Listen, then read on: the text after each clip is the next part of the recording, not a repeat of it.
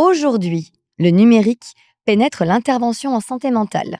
Au-delà des technologies, il reste une évidence. Les systèmes évoluent, les situations numériques changent, mais l'intervention en santé mentale commence toujours par une rencontre. Bonjour Jessica. Bonjour. Aujourd'hui, c'est une belle journée qui va nous permettre de rentrer dans un épisode du noyau humain qui est très important parce que tu vas incarner ce qu'on a moins parlé finalement, parce durant les épisodes précédents, on a beaucoup parlé du patient. Puis, en fait, il faut plutôt, on va dire, s'orienter vers la personne concernée. Moi, j'aime bien le terme personne concernée parce que la personne concernée, c'est autant le préventif que le curatif. Donc aujourd'hui, on est dans la prévention. Et Jessica, j'ai envie, moi je te connais, mais j'ai vraiment envie que les personnes qui nous écoutent et qui nous regardent te connaissent, peut-être derrière un chapeau un peu différent de celui pour lequel la première fois, à l'université, je t'ai rencontrée. Tout à fait. En fait, Jessica Ménard, donc on s'est rencontrés à l'université parce Eh que je oui, suis psychologue de formation, mais en ce moment, j'incarne en fait l'entrepreneur pour ce balado. Et je suis présidente en fait des équipes Casey Ménard d'accord. et en consultante aussi en développement organisationnel. Oui, Les équipes Casey Ménard, oui, en fait, nous, ce que l'on fait, c'est qu'on accompagne les chercheurs, les leaders, les chefs d'entreprise d'accord. à transformer leur passion en action Oh, c'est pour bien dit. atteindre leurs objectifs et particulièrement au niveau de l'équilibre physique, mental et des valeurs. Et c'est pour ça que ce balado me D'accord. parle beaucoup. Ben oui, mais je te remercie vraiment. Puis en Mmh, plus, on va le voir, mais tu fais partie de la table de constellation tout à Axel. fait. Donc, tu as vraiment participé à la co-construction. Puis c'est à Mmh l'image de ce que tu fais, en fait, dans mh. l'entreprise Kessie Ménard. Tu co-construis, en Tout à fait, fait. avec les leaders ou les futurs Mmh leaders, cet aspect-là. Alors aujourd'hui, tu rentres dans un domaine que te connaissant, tu as développé depuis quelques années, mais assez récemment finalement. Avant-gardiste pour beaucoup de choses, parce que le numérique, on en avait parlé depuis longtemps mh. ensemble. Mais là, aujourd'hui, c'est la Jessica au travail. Et c'est une dimension qu'on a abordée dans les épisodes précédents, mais toujours avec le fait que les personnes étaient des personnes chercheuses, des personnes intervenantes, et qu'elles ont fait le choix de devenir des chercheuses entrepreneuses. Certaines d'entre elles, d'ailleurs, diront qu'elles ne sont pas des entrepreneurs ou des entrepreneuses, elles sont des entrepreneurs scientifiques. Donc, on voit quand même que ce passage entre les deux, c'est assez délicat. Et c'est pour ça qu'aujourd'hui, j'ai vraiment besoin de comprendre pourquoi intégrer le numérique au travail. C'est une grande question. Disons qu'il y a 3 enjeux majeurs déjà qui viennent se greffer à cette question-là. D'accord? Premièrement, la question de l'accessibilité, la question de l'efficacité et la question de la sécurité qui est quand même centrale dans nos entreprises et lorsqu'on parle du numérique. Donc le numérique, au travail est très important, notamment en lien avec la loi 27. Alors, c'est quoi la loi 27, en La loi fait? 27, c'est la loi sur les risques psychosociaux dans les milieux de travail et cette D'accord? loi-là, elle a été, en fait, elle est obligatoire puis elle est présente dans nos milieux depuis octobre 2025. J'allais te demander la date, mais Oui, c'est très récent parce c'est que très, très j'en ai récent, pas tant effectivement. entendu parler. Et cette loi 27, donc elle détient plusieurs chapeaux, si on veut, mais D'accord? principalement, si on regarde ce qu'on connaît déjà, les risques psychosociaux sont dans différentes familles. D'accord? Mais les familles qu'on connaît déjà, c'est le harcèlement, la violence D'accord, au au milieu de travail, travail à toujours en chaque milieu de ouais, travail, tout à fait. effectivement. La surcharge, et là, ça va être intéressant de le garder en note parce qu'on va en reparler tout à l'heure. La La surcharge? surcharge, effectivement, mais également le manque de soutien social et ou organisationnel, ou ça peut être encore le manque informationnel. Ça fait des Donc, grandes tout familles. à fait, il y a plusieurs familles qui entrent là-dedans. Donc, pourquoi le numérique est Oui, important au travail? Je crois qu'on vient d'y répondre en c'est grande partie. clair, Parce que, notamment, les personnes, les employés, finalement, peuvent bien sûr. avoir recours à différentes applications numériques Oui, pour faciliter leur travail, certes, efficacité, tu mais veux dire? aussi, oui, pour faciliter leur travail en efficacité, en performance également, mais aussi, si jamais dans les risques psychosociaux, il y a des personnes qui sont en détresse, bien, ça peut être un outil complémentaire pour les employeurs d'utiliser, en fait, ces applications-là D'accord. numériques pour les référer ou référer leurs employés à utiliser ce type d'application. Ah, c'est pour ça que tu parles de la sécurité et de l'efficacité au départ, OK. Tout à fait. Et puis, Oui, l'accessibilité. c'est ce que j'allais te Puis on dire. s'entend que maintenant, avec 3e. le mode hybride, donc au Oui, travail, autant les gens qui sont au travail, oui, sur le milieu, c'est mais certain. également à domicile, bien, le fait d'avoir ce type d'outil peut être très intéressant. Sauf qu'il faut faire attention parce J'ai que, compris le mais. voilà, le niveau de sécurité va être important ici parce qu'on doit encadrer ces pratiques. Comment on fait? On doit encadrer de différentes façons. Premièrement, parce qu'il y a l'hyperconnexion qui peut venir se greffer à Qu'est-ce ça que c'est aussi comme enjeu. l'hyperconnexion? Comment tu le définirais? L'hyperconnexion, c'est, par exemple, en ce moment, au lieu je vais vous donner un exemple très concret. Oui, À une certaine époque, lorsqu'on sortait pour une pause de 15 minutes, on oui. sortait une cigarette et on fumait de C'est vrai, cigarettes. c'est vrai. En plus, toi et moi, Tout à fait. on est françaises et c'était très courant, en fait, en Voilà, France, ce hein? genre de choses. Alors qu'aujourd'hui, qu'est-ce qu'on fait? On sort et on Et on sort sort nos nos cellulaires. cellulaires. Donc, le cellulaire a remplacé quelque part, et là, je fais un raccourci, mais C'est la très drôle, hein, cigarette, si d'une vous addiction à voulez. une autre, hein, Oui, c'est ça? tout à OK, fait. parfait. Donc, l'hyperconnexion, c'est que nous sommes tout le temps Ouais, ouais, en lien avec une connexion, Mmh. quelle qu'elle soit, sur nos montres intelligentes, sur nos Mmh. cellulaires, sur nos écrans de télévision même, hein, de C'est nos vrai, c'est écrans vrai, c'est vrai. d'Internet, les écrans, bref, qui sont autour de nous. Donc, c'est en permanence présent. Alors, les employeurs doivent aussi se doter de politiques IA, encadrer aussi les politiques à l'interne. Et là, il y a une autre loi qui vient se greffer à tout ça, c'est la loi 25. On avait la loi 27 et là, on a la loi 25. La loi 25, qui est la loi de protection des données. Oui, tout à fait. Donc, les employés qui utilisent le numérique au travail et s'ils utilisent les systèmes Oui, d'intelligence augmentée, tout à on fait, s'entend qu'il peut y avoir des grands risques de sécurité pour les entrepreneurs. tout à fait. Et puis ça, cet élément-là, on a un épisode qui est vraiment Mhm. sur l'éthique avec la notion de données passives qui ont été Tout à données. fait. Donc, si à ce moment-là, tu préfères faire Mhm. des raccourcis, c'est certain que c'est un incontournable. Ça fait une charge énorme, hein, en milieu C'est de là où travail. j'allais. L'IA nous a donné une promesse quelque part, hein. Depuis le début, on a une promesse dans cette urgence numérique de dire utilisez l'IA, ça va réduire C'est votre vrai, charge de travail. c'est bien dit. Et en fait, les études de plus en plus en ce moment, ce qu'elles démontrent, c'est que c'est l'inverse que ça crée. Ça crée une surcharge informationnelle chez Ouais. les employés, mais aussi peu importe quel individu utilise. Chez le leader aussi. Exactement, chez les leaders, les gestionnaires. Et cette fatigue qui est générée, parce qu'il y a une fatigue cognitive qui est générée par ça, peut mener même à la diminution de la capacité de prendre des décisions. Donc, Et de on la s'entend, performance alors. on s'entend qu'en entreprise, prendre des décisions, c'est C'est chaque majeur. jour et c'est majeur, effectivement. Et vous voyez où on est vraiment dans quelque Ah chose de ouais, très ouais. cognitif, on est dans les risques psychosociaux, Mhm. on est dans l'information qui est toujours autour de la performance. Et j'aimerais revenir à Pierrick Plusquelec parce que dans un des épisodes, en tout cas où il était présent, il a mentionné la pionnière en psychologie Oui, organisationnelle, oui, tout à fait. qui est donc Sigal Barsad, et feu Sigal Barsad, Ouais, ouais, tout qui, à fait. en fait, elle, s'est penchée sur la culture émotionnelle en milieu de travail. Mhm. Et c'était vraiment une précurseur dans son Ouais, ce que domaine. j'allais dire, c'était avant-gardiste finalement. Complètement, très avant-gardiste, et on le voit aujourd'hui, ça transparaît au travers des risques psychosociaux et de la loi 27. Et je ferai une mise en garde, si vous me permettez, parce que les risques psychosociaux, normalement, avec ce que je vous ai nommé tout à l'heure comme Ouais, bien sûr. catégorie, ce sont les psychologues qui vont intervenir dans ces domaines-là. D'où le fait que ça te touche directement, en Tout à fait. Hein, fait. Et là, on demande aux chefs d'entreprise et de aux devenir entrepreneurs psychologue. Ben, je me permets de le dire pour pas que tu le dises. Mais on demande quelque part avec cette loi de 27 repérer et de prévenir. de faire quelque chose qui n'est pas dans leur formation, Exact. clairement. Donc, les grandes entreprises, elles ont toutes les ressources qu'il faut pour le faire. Mais les PME Eh oui. et les très petites entreprises, puis particulièrement, on sait qu'au Québec, on est Là, bien sûr. le tissu Les économique. start-up, si Voilà, vous le me tissu permettez le terme économique là-dessus. quand même Là. autour des PME, c'est vraiment Et la loi 27 ne fait pas de distinction entre les entreprises. Hein. C'est tout le une monde doit loi appliquer la loi universelle et tout 27. le monde a la loi Tout à 27. fait. Bon, ben forcément, j'ai besoin de te demander quel est le besoin numérique qui est recouru, en fait, concrètement. Parce que là, tu nous dis, en fait, tu poses bien avec nuance. Hein. Voici les avantages, voici les bénéfices en milieu de travail d'utiliser les solutions numériques.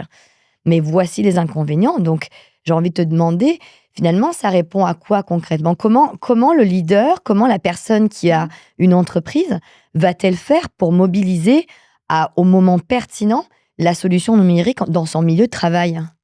Tout dépend où on se positionne. Si on se positionne au niveau des risques psychosociaux et la santé, Oui. toutes les applications qui existent, elles sont utiles. Ouais. On a beau démoniser, en fait, ces applications ou le Démoniser. numérique, mais au-delà de ça, c'est vraiment utile. Il y a une efficacité, il y a il y a une utilité, en fait, à avoir ce Tu type vois vraiment d'application. Oui, tout l'accessibilité, à tu vois fait. vraiment Oui. la sécurité quand elle Oui, est bien régée et particulièrement l'efficacité, ouais. particulièrement avec nos milieux hybrides en ce moment au niveau du monde du travail, même si on revient de plus en plus, sur les lieux de travail.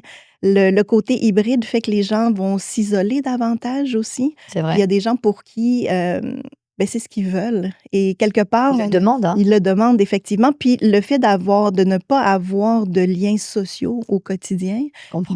puis si jamais il y a des risques qui émergent, comme par exemple une personne qui se sent plus isolée qu'une autre ou qui est en manque de Mmh. reconnaissance, par exemple, ou en manque de Mmh. sociabilité au travail, le fait d'avoir accès à ce type d'outils peut vraiment être utile. Et je dis toujours qu'on est des mammifères, hein, Ouais, on n'est pas des insectes, exact. donc on a besoin de se construire dans l'attachement. Mmh Une mh. belle hormone, l'ocytocine, hein, Mmh. qui est responsable de tout ça. Mais c'est vrai que puis ça, on l'a hérité du confinement pandémique, hein, on a fait plusieurs travaux qui nous disent souvent qu'on est devenu dans une télévie, un téléquotidien. Puis toi, tu le dis, il y a vraiment des gens qui le demandent, hein, cet aspect-là, pour concilier certainement leur vie privée, donc la vie personnelle et Mmh. professionnelle. Mais là, tu dis: «Attention, il y a des éléments très positifs». Mais concrètement, il va falloir être capable de faire les choses avec nuance et peut-être bilatéralité, en disant: «Je suis pas contre le numérique, je suis même pas contre le télétravail». Mais il faut toujours qu'à ce moment-là, ça se fasse en bimodalité. C'est un peu ça là-dedans aussi? C'est un peu ça, puis en plus, il y a des gens qui n'accepteraient pas des emplois Ouais, c'est clair. si ce n'était pas en mode virtuel et ou hybride. Ça va aussi loin que ça. Donc Oui, aujourd'hui, si je suis en milieu de travail, je m'attends à faire de la comodalité. Ça fait complètement. partie du, entre guillemets, «deal shot» là, Oui. et il faut que je vive à ces éléments-là. Mais la loi 27 me met de la pression Mmh. dans ce nouveau système pour que je puisse être le bon balancier de l'équilibre. Oui, Tu l'as dit, hein, santé physique, santé mentale, bien-être, tu as les utilisé valeurs. des valeurs. Qu'est-ce que tu mets derrière les valeurs? Tout ce qui touche les valeurs organisationnelles est de un, mais aussi les valeurs de la personne elle-même. OK, donc ça veut dire les valeurs. Est-ce que Quand tu veux que j'aille là? Parce que Ouais, on peut j'aimerais bien ouvrir quand une même que boîte, là. tu me Oui, dises, parce OK. que ça va aider les personnes entrepreneuses qui Mmh mh. nous écoutent là présentement et qui nous disent: «Oh, peut-être il y en a certaines qui ne savaient même pas qu'il y avait la loi Mmh. 27 qui existait et que donc elles ont des aspects à rendre, Mmh. des comptes rendus entre Oui. guillemets, par rapport à ça». Puis deuxièmement, comment elles font pour adresser, je dis le terme adresser parce que tu es une clinicienne, comment on adresse la valeur organisationnelle et individuelle? Dis-le-moi. Mais souvent, quand on embauche, une personne, en fait, au Oui, travail, on va embaucher la personne pour ses compétences. c'est vrai. Et au fur et à mesure que la personne va s'intégrer ou pas en entreprise, Oui. c'est là où on va se rendre compte si les valeurs de l'entreprise vont Ah, correspondre OK, aux d'accord. valeurs individuelles. Et Ouais, ouais, ouais, souvent, ouais, ouais. si la personne quitte parce qu'il y a un clash de valeurs et ou inversement. Et ou inversement en fait, Parce hein. qu'effectivement, si la personne ne correspond pas à l'équipe, si elle ne s'intègre pas à l'équipe ou à ce que l'on demande, si elle n'incarne, parce qu'il y a ça aussi, c'est comment on incarne ces valeurs-là en milieu de travail, puis comment on l'incarne dans l'équipe. D'accord. Et ça va faire toute la Et différence. je me permets de te Oui. demander parce que, pour que les gens comprennent ce que c'est en fait, Kessie Ménard, toi tu es, au quotidien finalement, dans tes mandats, tu te retrouves à devoir adresser ce genre de situation. Totalement. Est-ce que tu as un élément que tu pourrais nous donner, un exemple concret que tu pourrais nous donner pour lequel, en fait, premièrement tu constates cette dissonance de valeurs, si tu me Mmh. permets, entre organisationnel et individuel? Et puis, comment quelque part, quels sont les éléments qui sont déterminants pour toi pour faciliter ce raccordage, si tu me permets là, ce pont? Il y en a plusieurs, en fait. Et un exemple que je pourrais donner, c'est celui d'une chef d'entreprise à laquelle je pense, en ce moment qui est vraiment elle se qualifie comme une rivière à grand courant. Je vais le dire comme Oh, ça. c'est une belle, Oui, tout à fait, dans la avec nature. beaucoup de courant, Ouais, en ouais, fait, ouais. et elle regarde en avant et sa vision, elle est en avant et elle a OK. des valeurs de performance, elle a des valeurs d'excellence, elle a des valeurs OK. bref. Donc une personne qui entre dans son entreprise, donc qui est embauchée au Bien tout sûr. début, donc effectivement, il y a de ça, mais elle peut avoir toutes les compétences pour pouvoir être présente, mais ne pas nécessairement avoir cette vision de Ouais, je performance vois. et de rivière à grand courant. Et la loi 27, par rapport à cet Mmh. entrepreneur qui est là-dessus, du coup, comment, elle est à fond, elle veut développer, elle est enthousiaste. Dans la première épisode de notre Labalo, on parle d'émerveillement, mais je pense qu'il y a un émerveillement chez les personnes Totalement. entrepreneuses tout le temps. Oui. Comment ça se passe par rapport au numérique? Mais il y a l'émerveillement et il y a le vertige. Puis merci de revenir là-dessus parce Mmh. que le vertige, les gens qui nous écoutent et qui nous regardent, si vous nous suivez depuis le début, le mot vertige est sorti plusieurs fois. Il y a un émerveillement et il y a le vertige. Oui, c'est passionnant. Oui, c'est fascinant, en fait, Ouais. même le numérique puis tout ce qui se développe.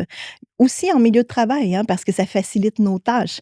Mais encore une fois, je remets la casquette de dire attention, avec la loi 25, on ne peut pas faire n'importe quoi avec les systèmes d'intelligence augmentée et on ne peut Ça pas pourrait faire se mener, hein. n'importe quoi avec le numérique et les applications, particulièrement en santé. Mmh. Lorsqu'on sait qu'on a des données de clientèle, en Confidentiel. fait, Ouais, qui bien sont sûr. complètement confidentielles, mais aussi pour les données qui sont des employés qui sont présents. Donc, l'émerveillement est là, certes.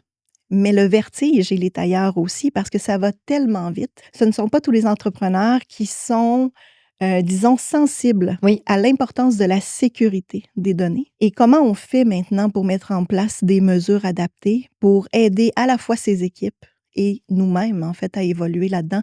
Ça nous dépasse déjà. Dans ce que tu parles, il y a aussi une part de il faut absolument que les personnes aient une éducation, numérique en milieu de travail et puis là, tu viens de donner pratiquement ce que d'ailleurs l'invitée précédente a parlé, Hassar Haïda, qui parle vraiment de il faudrait faire une littératie éthique du numérique présentement. Tellement ça va vite et tellement il faut courir après les données. Moi, je vais avoir une question qui regroupe un petit peu les éléments, que tu as dit. Un élément du le pourquoi, le comment et le quand on est en santé mentale numérique au travail, dans des conditions de santé, ça doit nous venir en tête. Comment déclencher ces questions? Puis qu'est-ce qui doit nous venir en tête et qu'est-ce qui vient dans ta tête à toi? Donc ces 3 questions en fait, le pourquoi, le comment et le quand. Comment on répond à ces questions de santé mentale numérique en milieu de travail?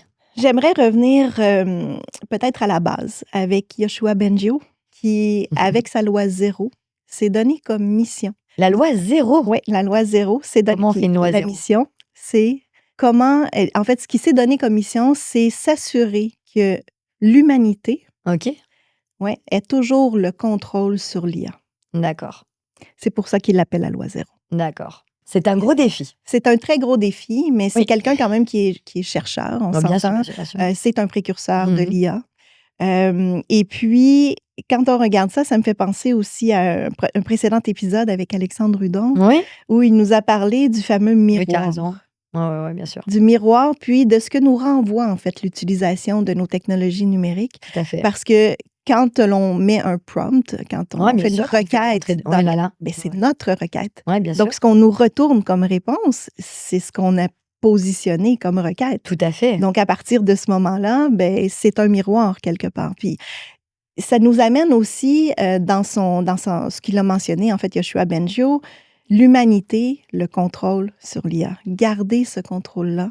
Quand je le dis tranquillement, mais quand on l'entend, c'est toujours plus vite, plus loin.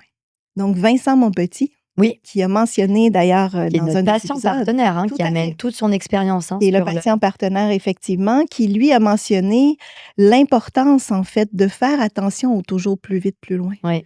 Pourquoi faut-il aller toujours plus vite, plus loin? Mmh. Et particulièrement en santé. Parce que dans ce qui se passe dans la relation entre cliniciens, par exemple, et patients, Les personnes ouais, tout à fait, ou concernées. les personnes qui sont usagères ou autres, bref, pourquoi est-ce que ça devrait être dans Mmh. l'urgence? Mmh. Et je reviens aux entrepreneurs. Les entrepreneurs, eux aussi, parlent maintenant de la culture d'urgence numérique. OK. C'est vraiment le terme qui est utilisé présentement. Oui, mais c'est cette urgence que l'on ressent et cette pression que l'on a depuis que l'IA est en présence dans nos Tout vies, à parce que fait. c'est carrément ça. Mais c'est aussi de dire jusqu'à quel point, en tant qu'entrepreneur, on doit utiliser l'IA. Mmh. Mais ça va plus loin que ça. Donc, le comment on l'utilise, le quand on l'utilise et le pourquoi on l'utilise. Mais surtout, est-ce que j'ai pris le temps de faire un diagnostic organisationnel en amont pour dire de quoi ai-je vraiment besoin? C'est quoi un diagnostic organisationnel? Un diagnostic organisationnel, c'est prendre le temps de faire un inventaire, je vais le OK. dire comme ça pour que ce soit vulgarisé, Ouais. un inventaire, en fait, de l'ensemble des pratiques de l'entreprise dans D'accord. toutes les sphères OK, c'est ça, hein. pour identifier à la fois les vulnérabilités, D'accord. les bons coups Ouais, également, bien sûr. puis maintenant, quels sont les objectifs et les actions qu'on va mettre en place pour atteindre ces objectifs-là. Est-ce que c'est quelque chose que tu fais dans ta pratique systématiquement ou tu es toujours en itération, quand tu fais de l'accompagnement, pour pas dire le terme coaching, anglophone, mais La de consultation. la consultation, tu te retrouves Mmh. dans ce terme-là. Oui. Qu'est-ce que tu mets en œuvre pour toujours rappeler aux personnes qui sont face à toi qu'elles doivent faire cette délibération pour dire je pensais que c'était bon, mais non, ça l'est pas en fait. Comment tu fais, toi Ça dépend toujours quelle personne on a devant nous. Oui, on parce que je s'entend. sais que Tout tu à vas faire fait. quelque Donc, chose de plus selon spécifié. le type d'entrepreneur et Oui. autres, mais déjà de poser la question, c'est de le faire. Déjà en soi, ça fait une Exactement. conscience. Donc, Ok. à partir du moment où l'entrepreneur lui-même Ouais. se remet en question, puis en général, quand on est dans la position d'entrepreneur ou de leader, on se remet en question comme assez les chercheurs ou comme Oui. les personnes étudiantes, les gens qui nous écoutent Tout à particulièrement. fait, tout à fait. Puis on n'a pas le choix. Si on ne le fait pas, c'est la vie organisationnelle qui nous y amène. Il y a un moment ou un autre où on C'est arrive sûr qu'on va dedans. prendre un mur, Tout c'est à ça? fait. Ok. Mais au-delà de tout ça, je dirais, commençons petit. Ouais. Parce que quand on commence petit, on Ouais. commence aussi solide. Ah, ouais. C'est comme lorsqu'on bâtit une maison, finalement, avec des fondations. C'est la même chose au niveau du numérique. Même si on ressent cette urgence de culture qui est présente et qui nous oblige, oui, à aller probablement hors de notre zone de confort, et tant mieux, parce que c'est le côté positif. Prenons le temps de prendre un pas de recul, de regarder de quoi avons-nous réellement besoin pour ensuite positionner nos équipes et avoir un plan de match, une stratégie qui va être une stratégie organisationnelle, puis qui va surtout s'inscrire dans le temps. Parce que ce que l'on voit, c'est qu'il y a beaucoup de projets qui ont émergé, qui ont été éphémères, qui sont malheureusement plus sur la scène maintenant. Oui, bien sûr. Pourquoi? Parce qu'il n'y a pas eu toute cette réflexion qui était présente en amont. Anticiper, Voilà, planifier pour augmenter la productivité et l'efficacité. tout à fait. J'ai presque envie de te poser une petite question rigolote. Est-ce que tu as des mots ou alors une image de comment tu verrais le travail avec le numérique dans les prochaines années? Parce que c'est ton quotidien. Toi, tu navigues entre le secteur de la santé et le secteur du travail tout le temps, tout le temps, tout le temps. Et je sais, pour te connaître, que tu fais non pas des ponts entre tes expertises, mais tu fais de l'intégration tout le temps là-dessus. Ça serait quoi? Ben, un mot C'est vrai? clair qui est venu tout de suite, c'est C'est le vrai? mot potentiel. Le potentiel. Oui, mais le potentiel, puis là, on va se rejoindre sur un continuum.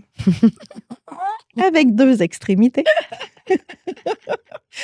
Avec une extrémité. Je suis Madame Continuum, Voilà, en fait, c'est c'est ça? OK. Donc, on a le potentiel augmenté d'un côté, Potentiel augmenté. diminué de l'autre. OK. Mais là, ce qui est très important, c'est que bien sûr, on s'entend, il y a, comme tu le dis si bien, un camailleux de couleurs entre les 2 pôles. Et surtout, ça nous interroge comme êtres humains, à savoir, à partir de ce potentiel que nous offrent toutes les solutions numériques, que nous offre aussi l'IA, en tant qu'humain, comment on se positionne? C'est-à-dire, est-ce qu'on va les utiliser ou est-ce qu'on va se laisser utiliser Oh, par les outils? j'adore! Et là, j'aurais envie de te dire, à nous de choisir. Et en plus, ça rime de partout! Monsieur Jourdain, est-ce que je fais de la prose? Je peux vous dire que vous êtes dans la rime. Je n'ajoute plus rien. Il y a un moment donné, il faut se taire. Bon, je veux juste te proposer de prendre ta tasse, puis de nous souhaiter une santé. Oh, mais numérique, bien sûr, hein? Assurément.